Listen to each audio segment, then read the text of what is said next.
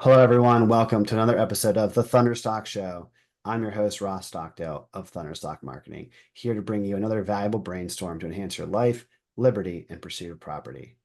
Today's special guest is Matt Hansen. Matt hails from the Seattle metro area. He started out as a young engineer and launched a patent for one of his first businesses. Not too long afterwards, he and a few other co-founders grew that business to 10 million in about 3 to 4 years. He also started a nonprofit. Can't wait to dive into this story, Matt. How is it out there in the Seattle area today? It's spectacular. The pretty good sun. I can see the mountains, the Olympics over there, and all covered with snow. It's a gorgeous day. Gorgeous day. Mhm. So, Matt, when you were growing up, when you were a kid, did you know that you wanted to be an engineer and invent things? Or what was it like for you in school in the early days? Yeah, I was always had an active imagination of trying to dream things up and stuff like that. I remember in I think it was like second grade or something like that, maybe third grade, whatever it was. A friend of mine and we like had all these ideas. We draw up houses, like dream houses, except there were no stairs, so there were just slides and Tarzan swings to get Hmm. from like one level to another. And so I was always coming up with crazy little ideas and stuff like that. So I didn't really know. Well, right? Most kids don't really know what engineers are when they're little. But what I actually wanted to be in elementary schools, I wanted to be a scientist. Hmm. Um, I was that kid, and that's what I wanted to be for a long time, either doctor or scientist, that sort of thing.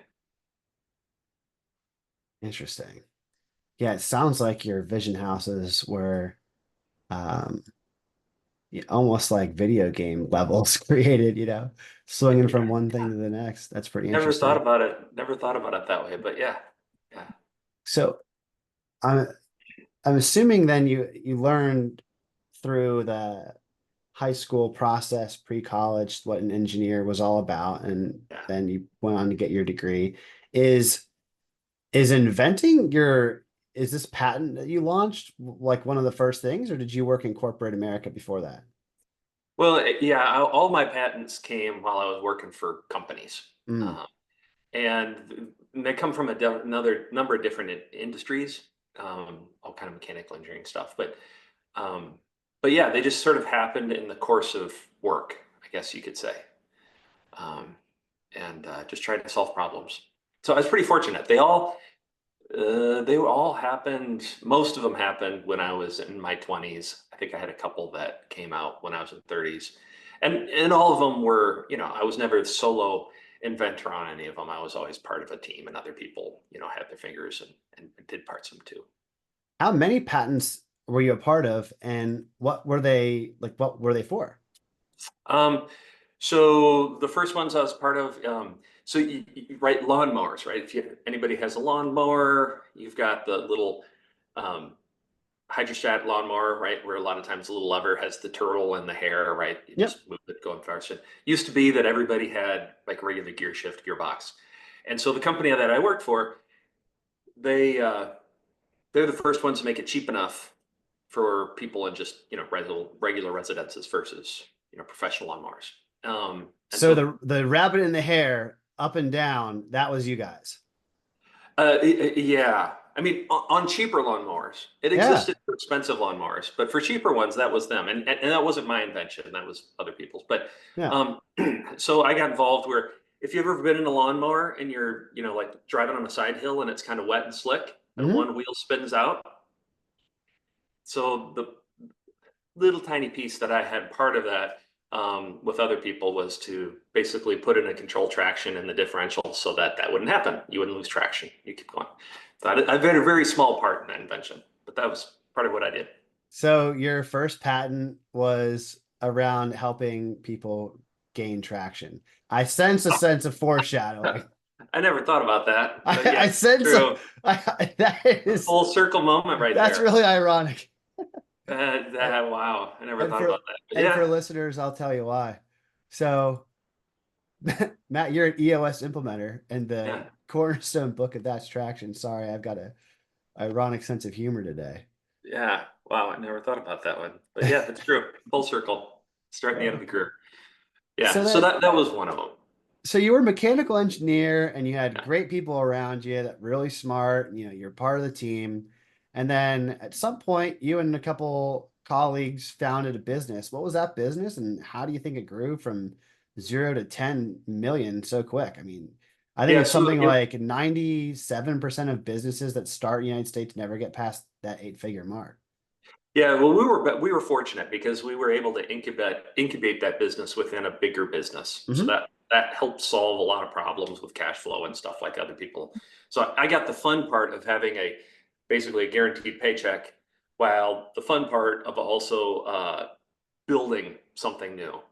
And so that's what we did. And it was basically a manufacturing process, kind of a new way of doing things. And and yeah, it was a project-based business. So when we sold things, they were usually more than $1 million at a chunk. So you sell three or four of them, and all of a sudden you're up to $10 million. So a lot of custom equipment. But yeah. Yeah. Huh. Interesting. I love how matter of fact you put that story and the fact that your story is atypical of other entrepreneurs for a couple of reasons. Number one, you're like, yeah, I got to keep my steady income. Mhm. That wasn't a risk. And also, we could do 10 million with a couple of customers.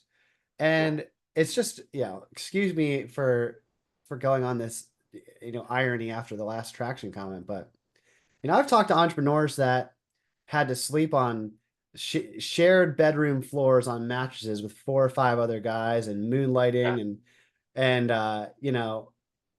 it's there's something that's right, wrong, better, or worse. It's a very unique story in that stark contrast. And how do you think that stability garnered towards really launching your entrepreneurial success? Would you say that, you know, it was a major boost and boon, or do you think that Mm. do you ever sit back and wonder like I really wonder what it would be like if I just had to drink water and eat ramen all the time? Well, well, when I became an EOS implementer, it wasn't so different than that, right? Because it was launching a new business, but for me personally. But certainly I have a different experience than a lot of people, like you mentioned, and certainly there's a little bit of imposter syndrome that seeps in there. I mean, we did create a new business, and it was completely different than anything else that company we worked for did, and it could have flopped. Now, I could have gone off and been an engineer doing something else in the business, um, but yeah, it feels like sometimes like, well, I don't know if I really deserve the badge. But we did Mm, start a business. Um, but what it did is it took a lot of the pressure off. Like I had a lot of pressure on me as the engineer working on things. We had to figure it out, and I wanted to make sure it worked, and all those normal things. Um, but it gave me a little more freedom, I think, to sort of explore and try different things. And I think it did that for all of us working there. right. And so that changed that. But I guess when I think about it too, it's maybe not so incredibly different than people that might be starting up a new business, but are really well funded by angel investors and people like that. So that's Right. the structure of the business was a little different, but it's not so different. I mean, basically, our company was kind of our angel investor, and they could have pulled the funding anytime they wanted to. Yeah, it's an interesting way to look at it. So, hmm, you also started a nonprofit around the same time. What was that Yeah, nonprofit all about? yeah. So I, uh, I I became an engineer because I love machines. I love engineering. I'd also, when I would do volunteering work, I tended to sort of do a lot of mentoring and teaching, and that's sort of how I always would show up that way. And then I always liked the idea of adventure. I also, I'd always read books about the people climbing mountains and adventuring and all. I love that idea. And Yeah. so I'd learned about something called Engineers Without Borders. I thought, well, that's really cool. It combines all of that stuff. What EWV does is it goes out and it partners with developing communities, could be domestic, could be international, and helps provide infrastructure support, engineering, design services, and in early days help people construct things. And I thought that was really cool. And so I reached out to EWB, the national, and I said, hey, who I was living in Minnesota. Who in Minnesota, like, could I join this? There's nobody in Minnesota.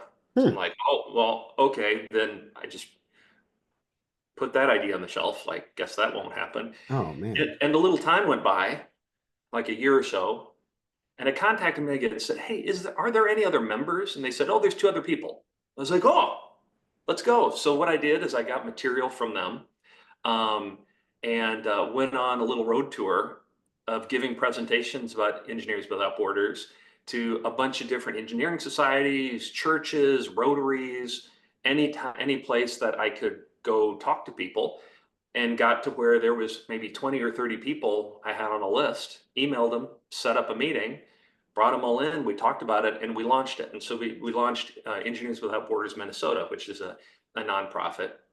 Um, that was probably 2003 or something like that, Hmm. 2002, whatever it was. And and we got it going. And so I helped found that. I did that kind of whole president founder thing for about a year and a half until the organization kind of was stood up. And then I went off and I didn't really do this to run an organization. I did this because I want to go help people. And Right. so I left that position and I went to work with a bunch of students from the University of Minnesota, and we did projects out in Uganda and stuff like that. And that's what I did. And it's still going. And I Huh. talked to the guy that's running it a couple years ago, and it's amazing what they've done. It's grown. They've got an actual real budget and sponsors and everything else. It's really cool what they've done. So it's gratifying for me that I had a little piece of kind of getting it off the ground. Yeah, I would say a pretty large piece. I mean, you put in the miles on the road and really saw the vision before people saw it, and then you started making an impact intercontinental out in Africa. Yeah. And that project, they don't that particular nonprofit doesn't need them anymore, but they're still very active. Back then, we also started another project in Guatemala, and they're still working with that community all this years later. So it's pretty amazing what they've done. Honestly, I had a very little piece. Lots of other people had a much bigger impact than me. Well, I can tell already that you don't have a shortage of humility, which is a great characteristic, I would say, for an EOS implementer, which leads me to my next question is between the patents and the businesses that you Mhm. incubated and as well as start spinning up the nonprofit, seems like if I had to guess, the firm that you were an engineer at when was kind of backing your entrepreneurial journey was Mhm. probably not a super small business. They're probably well funded. But Yeah, it was about a $300 million, $350 million business. Yeah. yeah, it's a mid higher end of the mid market. Mhm. What got you into EOS? Like what was the circumstances around that? Yeah, it got me to the other end of my career now, and I'd been working for that little business. We basically kind of figured it was about as big as it was going to be, just because it was so nichey and custom and things like that. And so Yeah. um, I just went off and I decided, you know what, I want to work corporate America and climb the ladder and all that kind of great stuff. Climb a new mountain. Yeah. And there's a lot I could learn that I wasn't going to learn in that company I was at.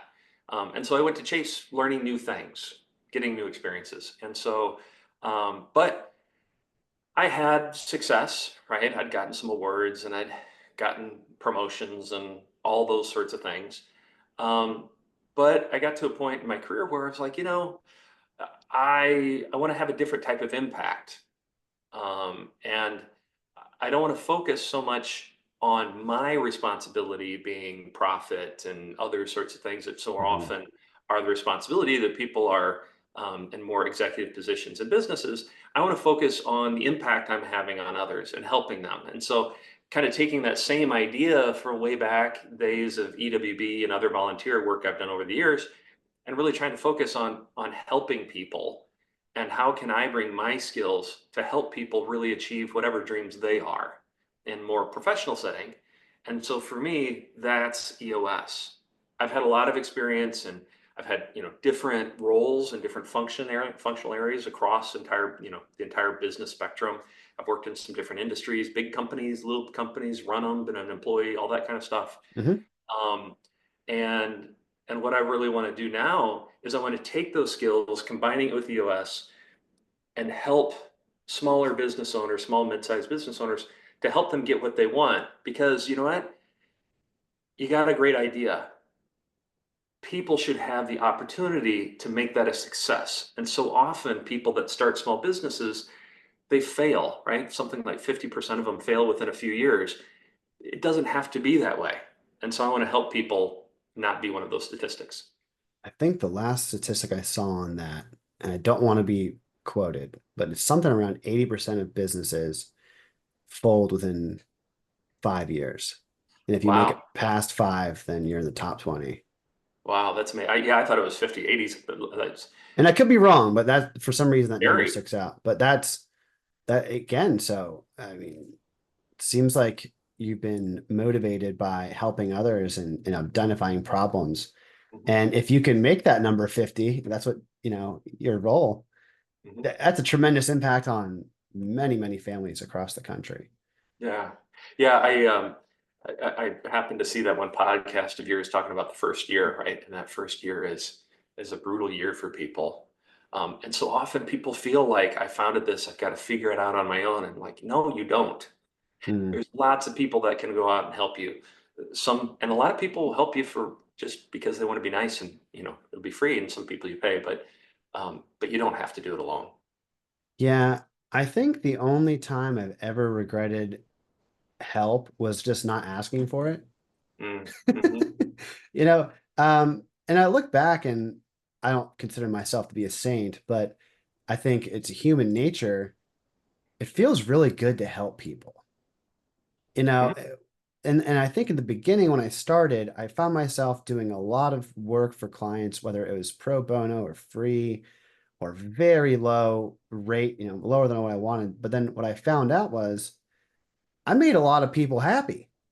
Mm, I helped a lot of people, and what that did was it gave me confidence that I could help other people and maybe raise my rates and talk about hmm. some of the wins and successes. And then Hmm. I had some people that became fans of mine that if I would have said, no, you need to be at this level and I need to charge you X amount that you can't afford, I probably wouldn't have had, speaking from my own experience, it probably would have been a lot less fun and I probably wouldn't have grown to the Yeah, way I did. So yeah, I like that.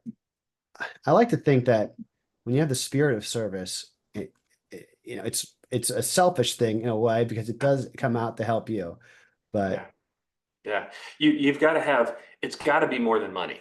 mhm. Whatever you're doing, money. My dad had a saying: "Money will make people unhappy, but it'll never make you happy for very long." And so, when you're starting a business, running a business, it's got to be about more than the money, because that other thing, that intangible, that intrinsic drive, that's what gets you up every day. And if it's just about the money, well, it's going to get ugly eventually. Yeah, and not to get all biblical, but there's a quote from Christianity that it's often, I think, misspoken. It says that money is the root of all evil. And I think the love of money is the root of all evil because money in and Hmm. of itself is a tool. Hmm. So when Yeah.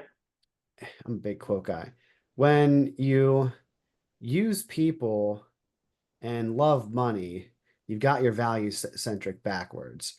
It's like Mm, when you love people and you use money, I don't really see any instances where that could be a morally objectionable thing.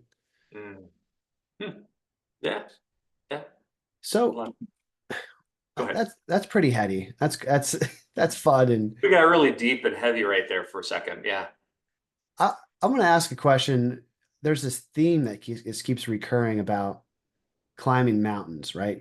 Whether it's that engineer thing or climbing the corporate ladder, and then Mm-hmm. kind of wanting to be a Sherpa to help guide others on their journey up the mountain. But what are some of the milestones or checkpoints along the way in your experience Hmm. that were key for your career or personal development? Mm-hmm. What are some of the things that really gave you that perspective that said, "Hey, I want to do EOS implementation"? Mm-hmm. I think it's wow. I mean, it starts the idea of helping people, right? That starts very young, very early. That was just kind of how my family was, right? I grew up in rural Iowa, and that's just what we did. Oh, Um, where at in rural Iowa?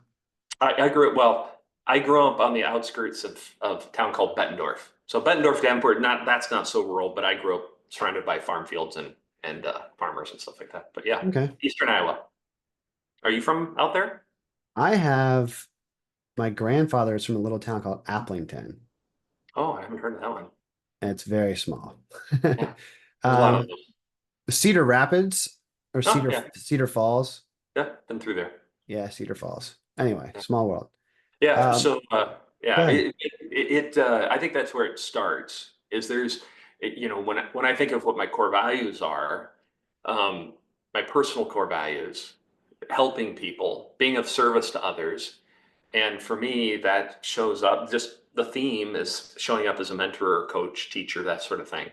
That's something that is core to me, and I'm sure it probably comes from when I was very young, because I've always sort of ended up doing that. But that's the foundation, I think, part of it. And then along the way, I had different experiences throughout my job. But one of my first experiences with a business that had an operating system, I was working at a company called Goodrich at the time, and they had a program where they were very big into lean and continuous improvement and all that sort of thing. And all of the basically all the managers, we had to get trained and certified to lead those lean events, run sessions. And Mm. so I really enjoyed that at the time, and used that for both continuous improvement, and also used it for some strategy type stuff and things like that. Took the principles and adapted it in different ways in my career, and all that kind of thing. But the basic was just running a group of people through a process to get a result of some sort, right? Some sort of improvement or change or something like that. And so I've been doing that. That was back in 2006, I think, is when I was trained to do that, and been doing that ever since. And so, um, you know, working in big companies and little companies towards the end before I started doing this, I was running a smaller business, about 50, 60 people for an owner. And it got me to see how a lot of little businesses, they got great ideas, but they don't necessarily have a way of operating, right? I Mm. mean, they do, but it's maybe not the most efficient way. And so when I started to learn about EOS and the challenges I was having in that role, and how the things I learned in big companies, they just don't work in little businesses. They don't scale downwards all the time. It just EOS seemed to just click a lot of things with me, and it just made a lot of sense. And I could see why it would work in a small business. And then just my experience of doing all the facilitation work over the years, like, oh, this feels good for me, and it feels like the kind of thing I want to do going forward in my career, trying to help people in the way that I think I could be most successful helping people. Matt, I'm in deep in thought, and it's because typically when I talk to people that are familiar with EOS, I feel like I've got a pretty good nose for whether when they're in the leadership of a company, whether they were the integrator side or the visionary side. Yeah. And for you, it's to me, I can't, you're probably, I'm stumped. I don't know. I Part so part of me thinks that the engineering background, the systems could be the the integrator, but then the other part of me is that you founded several organizations and you've created patents. So like you're really split down the middle for me on which one I guess. But if you had to yeah. pick, So, right, there's the crystallizer assessment, which we encourage some people to take to understand, are you a visionary or integrator? I'm one of the few percentage of people that actually scores high on both. all right, Um, so I was right again. yeah, so, but the way I think about it, naturally, way before I ever learned about, visionaries and integrators and EOS and any of that stuff, I'm more naturally a visionary, Mhm. because I knew for a long time I would struggle. It's like I'd have these ideas, but man, I think I need a number two to help me do this, because I just have these ideas. I don't really enjoy this other thing. The thing is, I think the reason I score higher on integrators, maybe because of that engineering project manager, break it down kind of thing. But the other thing is, in corporate America, in order to climb the corporate ladder, you are trained to be an integrator. Mm. you're trained and indoctrinated on how to have hard conversations, how to break down things, how to run process, all those sorts of things. And in order to be successful in a big company, you got to know how to do that. And so it's not my natural inclination, but over 30 years, I've learned how to do it. That makes tons of sense, actually. You know, it's probably the first time I've heard that, and it actually has got me pretty deep in thought because you know, culture and business teaches you, because think about it, the people that are typically starting or founding businesses potentially lean more towards visionary, and what they teach and train and look for the other side of the coin, the integrator. So it almost feels like, man, that makes too much sense. Um, so how long have you been doing EOS implementation, and what are some of the key challenges that are different than when you were, running corporate Yeah. companies? So it's been, I'm into my second year now doing it. And so it's way different because I'm a small business. Hmm. I'm an entrepreneur. I'm out there on my own, uh, doing it all, um, and in some ways. But that's very different. I think the other thing is I had spent a lot of years um, working in various business development, sales, being the person out there in the field trying to make the sale as well as running the sales team and all that kind of thing. Um, and this is very different in that because the relationship is different. And for example, when I was working with people to sell them uh, various sensors on airplanes, right? An airplane needs to know how fast it is flying and how high in the air it is, right? You just have to have sensors to tell you that. And so that's a really different kind of activity than EOS because I go into Boeing and I said, hey, here's my things to tell you how fast the probes, to tell you how high and how fast, and here's how they work and all their features. And everybody knows I need to buy one of those. The thing is for EOS, a lot of people, they're like, well, I got it. And sure, Mm, that's good. You might be happy, and that's awesome. I'm glad for you if you're getting everything you want from your business. But some people might need help and they don't know it yet. And it's not a very different relationship building kind of exercise. yeah, that's an interesting distinction, really coming from the mechanical engineer, because you can show the invention. You can Hmm. physically, tangibly touch, Hmm. feel, observe it with your own eyes and your senses. Hmm. And sometimes the problem that EOS implementer solves is that of the intangible, which is, hey, what's keeping you up at night? What's causing you anxiety? What's emotionally the turmoil? And let's try and problem solve and course correct for that. Hmm. Hmm. Yeah, yeah. So it's a different thing. But ultimately, at the end of the day, the way I view what I do when I'm having a conversation with somebody, it's about education. Yeah.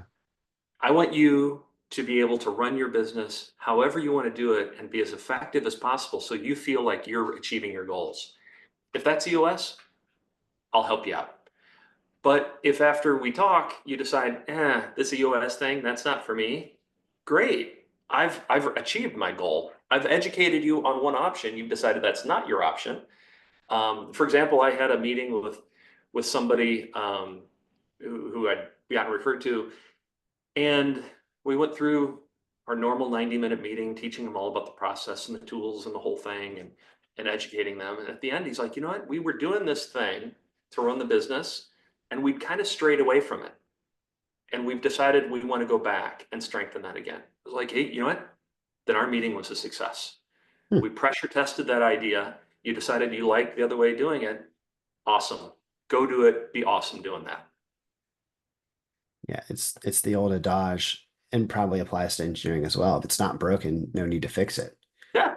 Yeah. And I think in terms of sales, the way you approach it's super interesting. And I want to highlight the etymology of the word decide. I think Hmm. the root definition of decide essentially means to kill other options, or to make it, basically to make a decision is to say this is the option we will choose. So if you approach sales as in helping someone to make a decision versus getting them to do something, right, that you Hmm. want them to do, it Hmm. takes the locus of control versus of the selfish nature, which is self-serving, which is like buy my thing, or hey, if you have this problem, I have this solution that may solve your problem. Let's identify if this is the right choice for you to make. And Yep. I think that the latter is a great long-term play for sustainable business and getting the right clients and the right fit. Yeah. Because so much of business is relationship. I think, especially a lot of people, I think a lot of people, especially earlier in the career, but it could be at any age, we view sales as transactional because so much of our business relationships and our personal lives are transactional. We go on Amazon, we click a button, we buy a thing. We don't like it, we return it, right? We go buy a used car and we talk to the used car salesman and try to get our best job and our best deal that we can, and then maybe we never go back to that dealership ever again, right? Right. Just one time transaction. In the business world, it's super different because there can be relationships that last a career. I remember when I started working at Goodrich in aerospace, the VP for business development was what I was doing.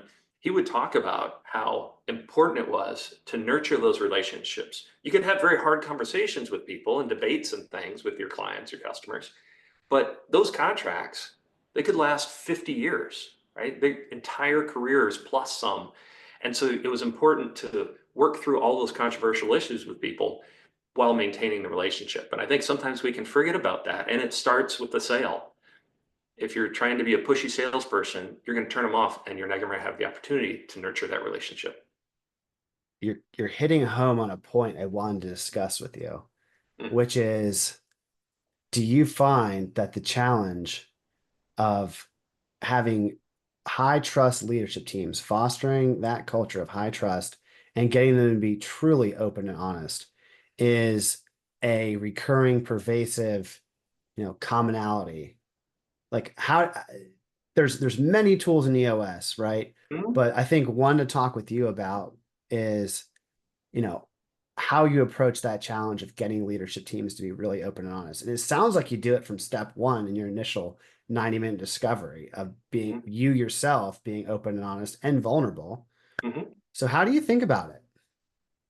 Yeah, it is the number one thing because so often in our relationships, we we tell ourselves stories that everything's okay. That little irritation that whatever, name the little irritation you might have with a coworker, that's not a big deal, or that's just John. That's just how John is, right? So you accept it, you rationalize it. But what it is it's these things that are getting in the way and making you scared of actually having the conversation. And Hmm. so all of EOS's tools, right? Accountability charts, IDS, all those kinds of things that you can read about in traction. There's loads of videos. There's all that stuff out there. You can learn that. But the secret to actually making EOS work is about in the personal interactions of the people, of being open, honest, vulnerable with each other. Because it to the more that people can do that, the more they can really accomplish because they'll get right down to the nuts and bolts of what's the real issue and working on solving that, regardless of how controversial it is, um, rather than sort of dancing around the subject and just trying to kind of paper over it and make sure, it's okay. I can deal with that. And I think that's where the implementer really steps in, is seeing that and pushing people there because, right? Hey, we go out we have a holiday dinner together. We go out for beers on Friday night. We laugh and we maybe watch a game. And hey, it's all great. We're all super healthy. And it's like, Hmm. how deep are you into the ocean right there? Yeah. No, that's such an interesting way to look at it. Like helping a team to examine how truly open and honest they are. It makes me think of the analogy we touched on earlier, being the implementer taking the role of the Sherpa climbing a mountain. And I love the quote. It's not the 10,000-foot summit that stops people from climbing it. It's the little pebble in your shoe that makes it uncomfortable every step of the way. Mm, And it seems like yeah, open and honest is the way that you address your footwear. And it's like, all right, like, are you wearing appropriate socks? Are they tied correctly? Is there anything in them that's going to rub you the wrong way for 10,000 more steps? yeah. And starting there makes it much more likely to achieve your goal of Yeah. achieving reaching the summit versus someone lying about like they may have a public shoot. No, I'm fine, I promise. And then 5,000 steps, halfway through, they're in such unbearable pain they cannot continue and bring this down the whole team. I for It's whatever reason, I want to share that analogy with you. Well, I think it's interesting you say that because I love mountaineering and climbing. That's what my passion is: skiing, mountaineering, mountain sports. That's one of the reasons I love it here in Seattle is because an hour away I'm in awesome mountains. But what you say is actually, as you're talking about it, it rings true to me because I've been on lots of climbs. Most like what the way I describe mountaineering is 95% of the time, I'm cold, I'm wet, I'm sweaty, I'm tired, uncomfortable. And like 5% of the time, it's like, wow, look at that awesome view, right? That's the majority of it. Yeah. And then when I get home for some reason, it's like, when's the next one? And so I'm not a good climber, but I really love it. But what you reminded me is of a story, a recent story. So I am super active in a group called the Mountaineers, and lead trips and stuff like that. And so I led a trip a week or two ago, and and so I've been on trips where you start out, like you said, that pebble in your shoe, maybe you're tired or whatever, just something kind of drizzly, whatever it is, and you start to get a little more tired, and then the reel in your head starts, this sucks, and everybody's faster than me, and blah, blah, blah. And so I was leading a trip, and there was a guy on the trip who's a friend of mine, and some days aren't your days, and he was just going a little slow, and so as we went, I would slow down the group's pace a little bit more and more, and he was just always struggling to catch up. And um, near the top, we stopped, we were taking another break. He caught up to us, and he was pissed, right? And and and it was my fault as a leader that I wasn't, he was having these thoughts, and we'd have during breaks, we'd have a couple little conversations, but I wasn't having the open and honest conversation of saying, hey, I noticed this. And he at the same time wasn't completely sharing either, but it was more on me as the leader trying to foster that. And we cleared the air and everything was great when we talked about it. But I think that's part of that same metaphor is us as leaders, it's beholden on us to set the stage for we have to be open, honest, and vulnerable first before we can truly expect other people to do that. And that can be hard and scary as a leader because a lot of times in popular culture, right, we think that the leader, lead from the front, you get it all figured out. And half the time we have absolutely no clue what we're supposed to do. And we're super scared that everybody else is going to figure that out too. Mm. I love the analogy you made breaking down the experience of climbing a mountain because it's so indicative of what I've experienced with myself and other entrepreneurs, where it's like 95% of the time you just feel like you're getting punched in the face or the gut repeatedly. And it's just Yes. like how much pain can you endure in the Yep. short term? And then Yep. 5% of the time you're just like having this joyous exaltation of like, oh my goodness, I can't believe we did it. This was awesome. We're on top of the mountain. But as soon as that feeling fades, you're like, all right, what's next? Let's Yep. get back to the At the embracing next the summit. suffering. Yep. And the idea of grit and perseverance, people think of it in terms of completing projects, or they think of it in terms of, doing the inputs that require the outputs on the scorecard and the rocks. But Mhm. what they don't think of it as often, and you touched on this, is having the grit and perseverance to hold yourself accountable as a leader, to Mhm. set the stage for culture, but only that, but have the tough conversations because those are emotionally painful, maybe not physically painful. And really, I don't know. I think grit and perseverance, never thought about this, but it kind of goes hand in hand with open and honesty because it's tough. They're both difficult. Yeah. Yeah. Yeah. I think grit. So for me, grit is the only thing that I'm really good at Mm, is yeah, is just having a goal in mind and just grinding through it. And I think any entrepreneur, if you don't have, if you don't aren't strong in that perseverance, that grit, whatever you want to call it, um, you got to work on that particular muscle because if you don't, you're not going to make it, No. because all of those successful entrepreneurs that we looked at and think, wow, how magical was it that man, we all grind, because it's not easy in the beginning. No, it's not easy on any level, whether it's emotional, whether it's at your energy level, physically. I mean, I think that there's a commonality between athletic pursuits and entrepreneurial pursuits, which is why people ask me, who do you interview on your show? I said, mostly people in business or entrepreneurs, but I also sprinkle in athletes because I think, the pursuit of excellence in both are about as good of a comparison as I can think of Yeah, any. yeah.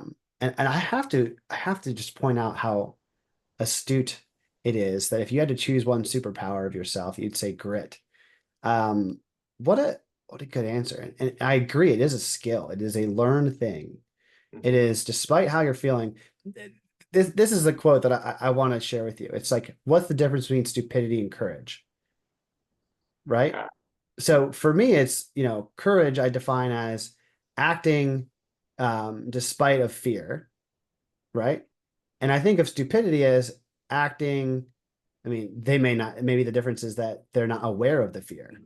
So in the Mm, beginning, mm, like a Dunning-Kruger curve, it's like uninformed optimism. I'm going to get to the mountain. It's going to be great. It's going to be smooth yeah, sailing. yeah, And yeah, then courage is, this sucks, but it'll be fine at the end. It'll be worth it. yeah. I don't know. That's really good. Yeah. Courage is doing something in spite of the fear, and stupidity is not knowing you should be scared in the first place. Yeah, I think that's a good way to sum it up.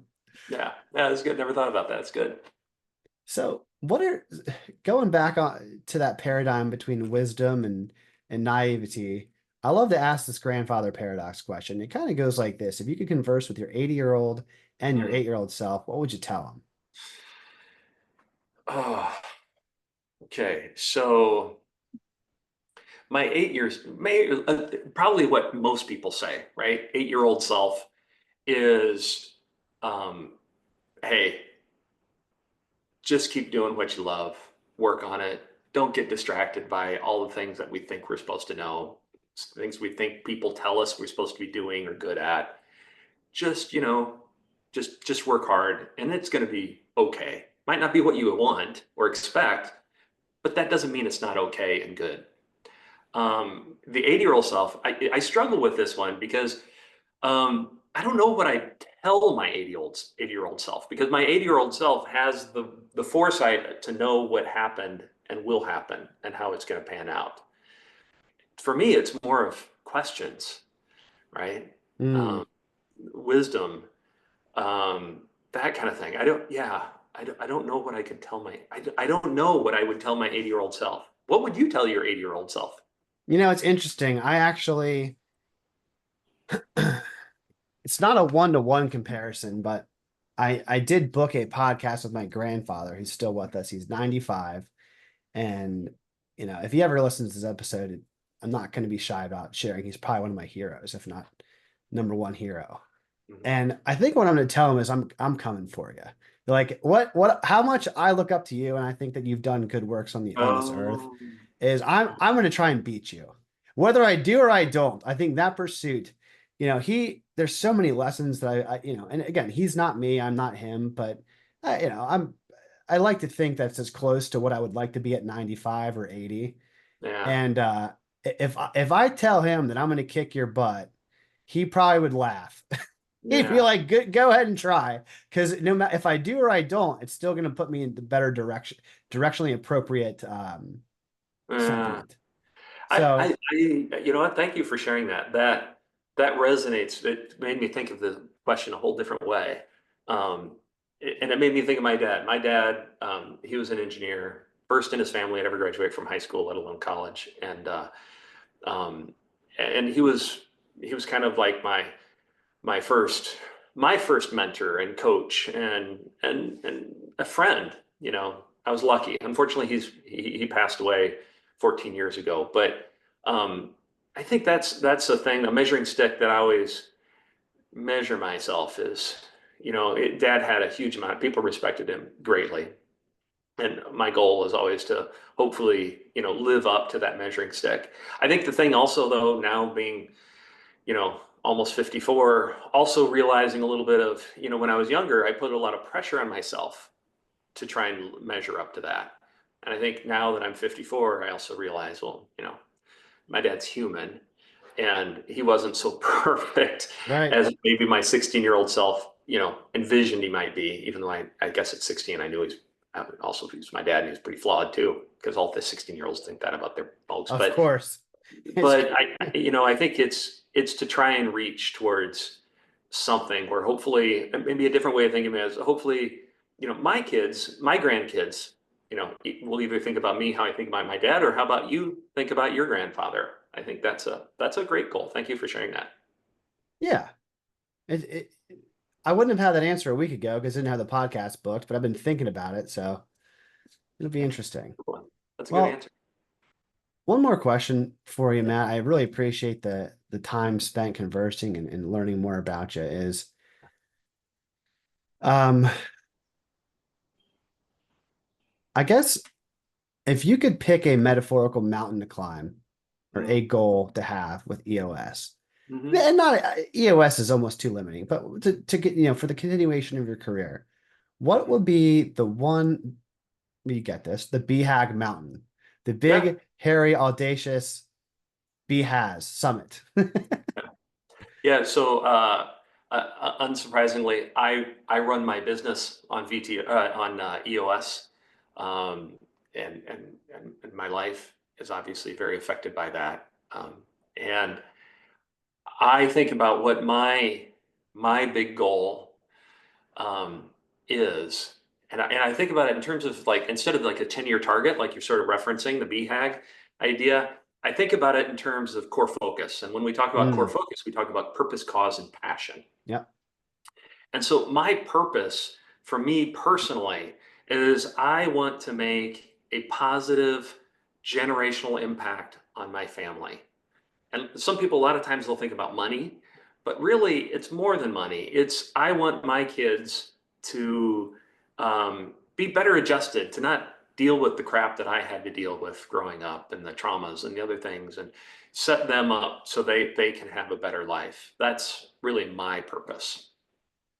Yeah, I think that's the true call of a leader, is to leave the place better off than when you entered. And that could be the Mhm. world, that could be your family, it could be the business. It applies to anything. But if you just pick it a little bit better off than when you entered, and everyone had that mentality, that's, I don't want to say world peace, but Mhm. true progress. And that's the goal. But that's I've I that's something I've come to later in life. I had a lot of years, a lot of working on myself to try and work through issues to get to Yeah. where I am today. Well, excellent. Matt, really appreciate the conversation. Yeah, thank One you. last question. It's not super deep, I swear by it. Where can people find you? Get in touch. Yeah, so there's always old school. Give me a call, send me a text. That always works. 615-513-3892. You can email me at matt.hansen at EOS Worldwide. That's matt.hansen at eosworldwide.com. Or find me on LinkedIn, or eosworldwide.com/Matt-Hansen.